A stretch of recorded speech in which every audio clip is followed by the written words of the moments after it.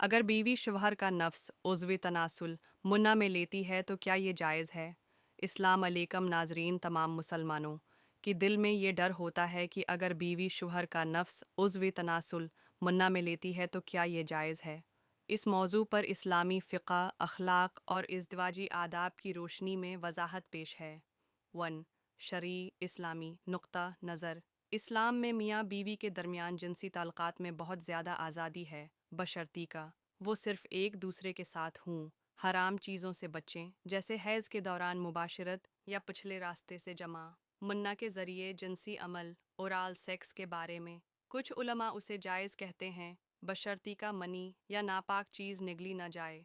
कुछ उलमा उसे मकरूह नापसंदीदा करार देते हैं क्योंकि ये इंसान की फितरत के ख़िलाफ़ समझा जाता है। वाज़ेह हराम नहीं कहा गया, लेकिन एहतियात बेहतर है। 2. सफाई और अदब का पहलू। अगर बीवी शौहर का नफ्स मुना में ले तो दोनों की रजामंदी ज़रूरी है। ऐसी चीज़ों में ज़ाती सफाई, तहारत और बाहमी इज़्ज़त का ख्याल रखना बहुत अहम है।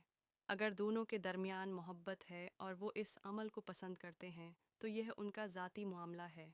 तनबिया एहतियात। मनी या मज़ी पेशाब के बाद निकलने वाला सयाल मुना में जाना नापाक है, इसका निगलना जायज़ नहीं।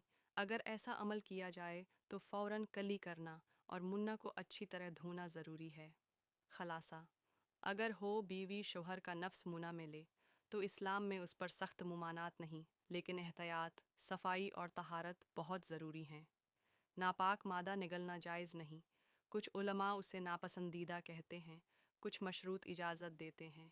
अगर आपको ये वीडियो पसंद आए तो मेरी चैनल को सब्सक्राइब एंड लाइक ज़रूरी करो और बेल आइकन को दबाना क्योंकि आने वाली वीडियो आपको पता चले। शुक्रिया।